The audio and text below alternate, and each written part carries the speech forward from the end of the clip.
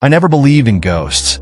I was the kind of person who laughed at horror movies, shrugging off anything supernatural as products of an overactive imagination. But there's one experience I can't shake off, no matter how much I try. Even as I write this, part of me questions if I'm just dreaming, if I somehow imagined all of it. But I know, deep down, what happened was real. It all started when my old college roommate, Mike, suggested a weekend trip to Arcadia, a small, almost deserted town upstate. He'd come across an old house on a rental site. Only $50 a night, he'd said over the phone, practically buzzing with excitement. Can you believe it? This place looks straight out of the 1800s. Think of the pictures we could take. Mike's a photographer, and he lives for the chance to capture untouched places.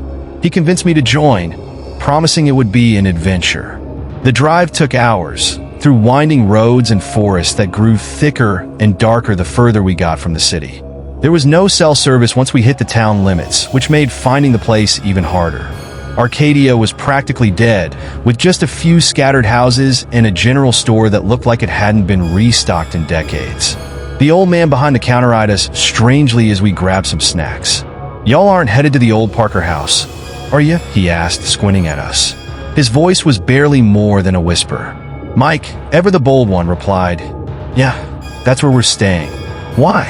The old man sucked his teeth and shook his head. "Don't stay there. People go in, but they don't always come back right." He didn't elaborate, just gave us this long, serious look that made my stomach twist.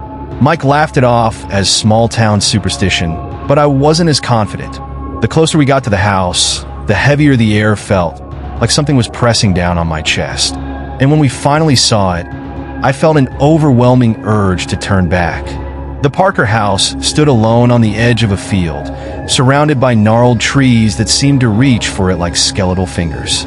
The house itself was massive, with crumbling stone walls and ivy creeping over almost every inch. It looked like it had been abandoned for centuries. Even Mike seemed a bit put off, but he quickly covered it with a grin, nudging me with his elbow. "Looks awesome, right? Think of all the history in this place." Inside, the house was even darker, colder, and somehow more oppressive than it looked from the outside. The floors creaked with every step, and the smell of damp and decay clung to the air. Every room we passed felt wrong, like we weren't supposed to be there, like the house was watching us. There was a staircase in the main hallway that spiraled up into darkness. I felt a shiver run down my spine as I looked at it, feeling an inexplicable sense of dread. But Mike was already bounding up, his footsteps echoing through the silence. "Come on, man. There's probably an amazing view from up here." I reluctantly followed, every step feeling heavier than the last. The second floor was lined with doors on both sides, most of them locked or jammed shut. At the end of the hall was a door that hung slightly open, revealing a room with a large, dusty window overlooking the overgrown garden. "This'll be my room," Mike announced, already unpacking his camera gear. I noticed that he was avoiding the mirror on the wall, which was cracked and covered in a thin layer of grime. There was something wrong with it, something unsettling about the way it seemed to reflect the room just a bit too darkly, like it was capturing shadows that shouldn't be there. After setting up, we wandered the house, exploring each creaky corner, taking pictures of the dust-laden furniture, old portraits that seemed to follow us with their hollow eyes, and ancient knickknacks strewn around. There was one particular painting that caught my eye. A woman in a black dress, her face pale and expressionless, her eyes almost lifelike. The more I looked, the more it seemed like her eyes were moving, darting from Mike to me. That night, we sat around in the dusty parlor, swapping old stories and laughing about the haunted house vibes. By the time we decided to go to bed, it was well past midnight. I took the room next to Mike's and shut the door, feeling a strange sense of relief, like I was safe now that I was alone. But sleep didn't come easily. Every creak and groan of the house seemed amplified in the silence, like it was alive, shifting, breathing. Around 2 a.m., I heard footsteps in the hallway. They were soft, deliberate, like someone was pacing outside my door. I assumed it was Mike, so I got up, opening the door to tell him to cut it out. But when I looked, there was no one there. The hallway was empty, the floorboard still creaking, as if someone was walking away from me. down the stairs. A chill ran through me, but I convinced myself it was just the old house settling. I went back to bed, pulling the covers over my head, trying to ignore the strange sounds. But the footsteps didn't stop. They kept going up and down the stairs, pausing outside my door every few minutes. The next morning I told Mike about it, but he just laughed. Probably just raccoons or something. Or you're just spooked because of the old man at the store. But something in his eyes told me he didn't quite believe that. He looked tired, dark circles under his eyes, and he kept glancing over his shoulder, like he expected to see someone standing there. The next few days passed in a blur of restless nights and strange occurrences. Shadows that shouldn't have been there. Whispers in the dead of night. Doors that creaked open on their own. Once, I woke up to find muddy footprints leading from the window to the foot of my bed. They were small like a child's, and they stopped just inches from where I slept. But the worst part was the mirror in Mike's room. It seemed to draw him in, like he couldn't look away. I caught him staring into it more than once, his eyes wide and unfocused, like he was seeing something I couldn't. When I asked him about it, he'd just shake his head, muttering that he was fine. On the third night, I heard him talking to someone in his room. The walls were thin, so I could hear him murmuring, his voice low and steady. I assumed he was on the phone, but then I remembered there was no cell service. The next morning, Mike seemed different. His eyes were vacant, hollow. He barely spoke, only nodding or shaking his head when I tried to talk to him. He spent most of the day in his room, staring into that cursed mirror. It was like he was slipping away, becoming someone or something else. That night, I woke up to the sound of laughter. It was coming from Mike's room, a soft, childlike giggle that sent a chill down my spine. I crept out of bed, tiptoeing to his door, pressing my ear against the wood. The laughter stopped, and I heard Mike's voice, faint and distant, as if he were speaking from the bottom of a well. "It's okay," he was saying. "I'll be here soon. I understand now." I threw open the door, desperate to pull him away from whatever had taken hold of him. But the room was empty. The bed was neatly made, his bags untouched, his camera lying on the floor, its lens cracked. And in the mirror, I saw him. He was standing there, on the other side, his face pale and gaunt, his eyes wide with terror. He reached out, pressing his hand against the glass, his mouth moving silently, as if he were screaming. I tried to reach for him, to pull him back, but as soon as my fingers touched the glass, it went cold and the image faded. Mike was gone. I searched the house, calling his name, tearing through every room, but he was nowhere to be found. It was as if he'd simply vanished.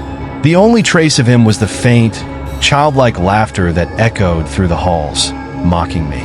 I wanted to leave, but something kept me there, some invisible force that seemed to root me to the spot.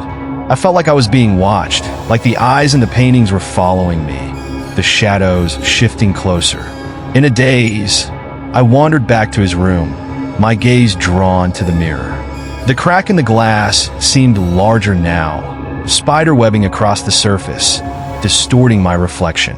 But as I looked closer, I realized it wasn't my reflection at all. It was Mike's. He was staring back at me, his eyes wide and pleading, his mouth moving as if he were begging me for help. I tried to look away, but I couldn't. It was like the mirror was holding me, trapping me in its cold, unyielding grip. And then I heard his voice, faint and distant, echoing in my mind. "It's too late," he whispered. "She has me now." I didn't know who she was, but I could feel her presence, cold and malevolent, lurking just behind the glass, watching us both with a hunger that made my skin crawl, spreading like spiderwebs across the surface.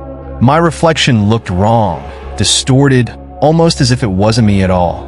The room around me grew colder, the air thick and heavy, and I could feel something watching, waiting. Then, just as I was about to turn away, I saw something in the reflection that made my blood run cold.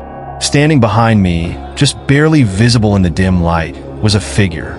It looked like a child, small and frail, with hollow eyes and a pale face smeared with mud. I spun around, heart hammering, but there was nothing there. Just the empty room, silent and still. When I looked back at the mirror, the child was gone, but in its place was a faint outline of Mike's face, his eyes wide with fear. lips twisted in a silent scream. I staggered back, tripping over his camera bag, the cracked lens staring up at me like a broken eye. That's when I realized what I had to do. The mirror, it was a doorway, a trap, and somehow it had taken him. If I wanted to bring him back, I'd have to follow. I grabbed a flashlight and took a deep breath, pressing my hand against the glass. It was ice cold, and I could feel it pulling like a current dragging me under. The surface gave way, and suddenly I was through. I found myself in a twisted, dark version of the house. Everything was the same, but wrong. The walls were decayed, rotting, and a thick layer of dust coated every surface. The air was stale, thick with the scent of mold and something else, something that smelled like death. I called out for Mike, but my voice sounded muffled, swallowed by the oppressive silence. Shadows flickered at the edge of my vision, darting in and out of rooms, always just out of reach. I felt like I was being watched, stalked by something that was just waiting for me to let my guard down. As I moved through the house, I realized that the layout had changed. Hallways stretched on longer than they should have, twisting and turning in impossible ways. Doors that should have led back to the main hall opened into pitch-black rooms that seemed to stretch on forever. It was like the house was alive, shifting around me, trying to trap me. And then I heard it, the laughter, that same chilling, childlike giggle, echoing down the hall. It was close, too close. My flashlight flickered, and for a split second, I saw her, the little girl from the mirror, standing just a few feet away, watching me with those hollow eyes. Her mouth twisted into a grin that stretched far too wide, her teeth sharp and gleaming in the dim light. I ran, stumbling through the maze of hallways, the walls seeming to close in around me. I could hear her following, her footsteps soft but relentless, echoing through the darkness. Every turn I took led me deeper into the house, further away from the door I'd come through. It was as if the house itself was trapping me, pulling me down into its depths. After what felt like hours, I found myself in a room that I hadn't seen before. It was small, almost claustrophobic, with walls covered in old, faded wallpaper and a single, dusty mirror mounted on the opposite wall. In the center of the room was a chair, and slumped in that chair was Mike. He looked terrible, his skin pale and sunken, eyes hollow and blank. I rushed to him, shaking his shoulders, calling his name, but he didn't respond. His gaze was fixed on the mirror, unblinking, like he was lost somewhere far away. Then, slowly, he turned to look at me. His eyes were empty, devoid of any recognition or life. He opened his mouth, and a voice came out, but it wasn't his voice. It was the voice of a child, high-pitched and filled with a sinister glee. "You shouldn't have come here," it whispered, grinning up at me with Mike's mouth. "We've been waiting for you." I stumbled back, my heart pounding, as he, or whatever had taken him, began to laugh. The sound was all around me, echoing through the walls, the floor, the very air. I turned to run, but the door had disappeared, replaced by a solid wall. Leaving so soon? The voice taunted, mocking, as the laughter grew louder, more distorted. Shadows began to move across the walls, stretching and twisting into grotesque shapes. I was trapped, surrounded by the house's horrors, with no way out. In a desperate attempt, I turned back to the mirror, hoping that somehow it could take me back. I placed my hands on the glass, pressing, pleading, as the laughter and shadows closed in. And then suddenly the mirror shifted, pulling me through. I tumbled back into the real house, gasping for air, my heart pounding. The room was empty, the mirror cracked and silent. There was no sign of Mike, no sign of the girl or the twisted shadows. Just the old, dusty room, silent and still. I ran out of the house, not stopping until I was back in my car, my hands shaking as I fumbled with the keys.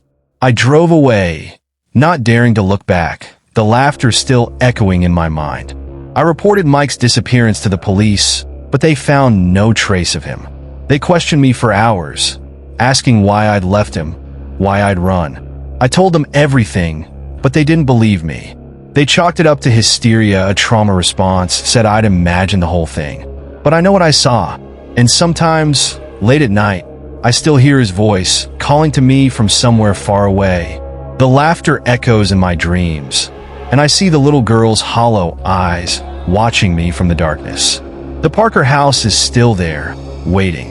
And somewhere inside, trapped beyond the mirror, Mike is waiting too, forever lost in that twisted, haunted place.